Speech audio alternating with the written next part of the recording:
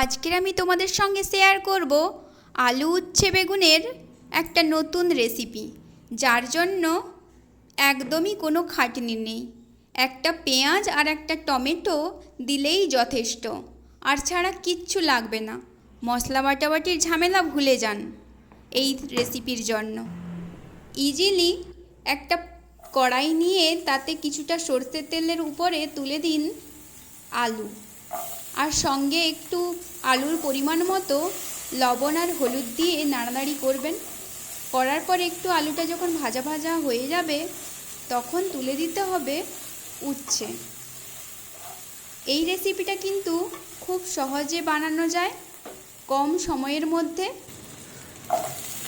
এখন আমি উচ্ছে তুলে দিলাম আর ভালোভাবে নাড়িয়ে নিলাম। এখনকার দিনে তো শিলনোড়া দিয়ে বাটা উঠেই গেছে প্রায়।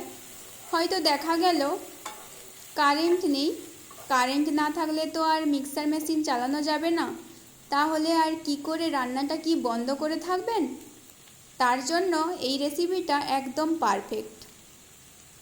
এখন আমি পরিমাণ মতো লবণ আর হলুদ দিয়ে দিচ্ছি।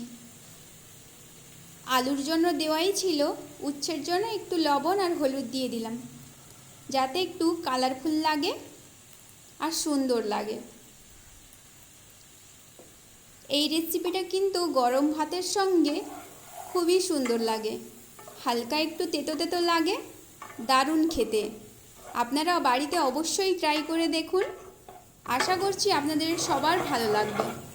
বাড়িতে ট্রাই করলে কিন্তু কমেন্ট করতে একদম ভুলবেন না। এখন আমি আলু আর উচ্ছেটাকে ভালো করে ভাজবো। ভাজার পরে দিয়ে দিয়েছি এখানে বেগুন।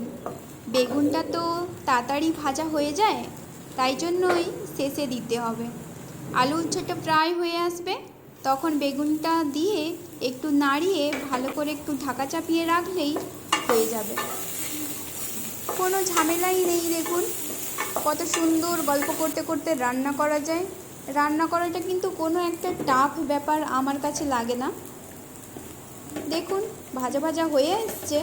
এখন আমি পেঁয়াজ কুচি দিয়ে দিলাম, আর টমেটোগুলোকে এরকম ডুমু ডুমু করেই কাটতে হবে কিন্তু, তাহলে ভালো হবে। টমেটো আর পেঁয়াজটা দেওয়ার পরে একটু ভালো করে আমি নাড়িয়ে নেব। আমার এই ধরনের খাবারের রেসিপির ভিডিওগুলো যদি আপনাদের ভালো লেগে থাকে তাহলে একটা আমার ভিডিওতে লাইক করে দেবেন, আর আমার চ্যানেলটিকে সাবস্ক্রাইব করবেন। বন্ধুদের সঙ্গে শেয়ারও করতে পারেন যদি ভালো লাগে। এই যে এখন আমি ভালো করে নাড়িয়ে নিচ্ছি।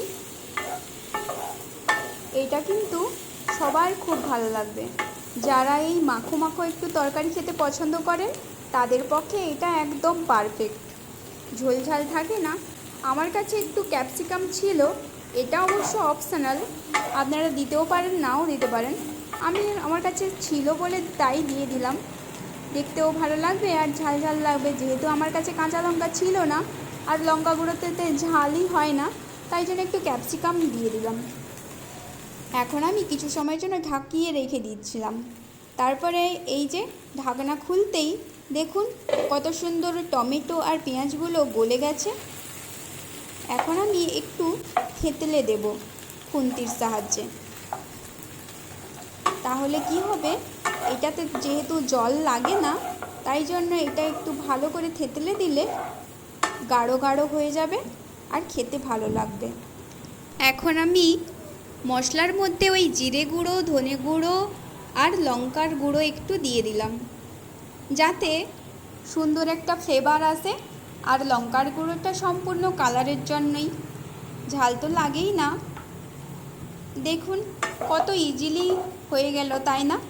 আপনারাও কিন্তু বাড়িতে বানিয়ে ফেলতে পারেন এইভাবে। বিশ্বাস করুন, একবার বানিয়ে খান, দেখবেন বারবার খেতে ইচ্ছে করছে এই তরকারি।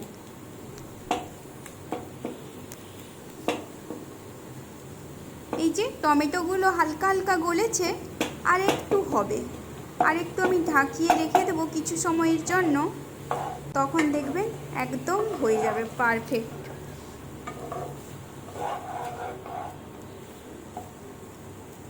যাদের উচ্ছে খেতে একদম ভালো লাগে না তারাও কিন্তু এটা খেতে চাইবে, কারণ টমেটো আর পেঁয়াজের জন্য এটা কিন্তু বেশ মিষ্টি মিষ্টি লাগে।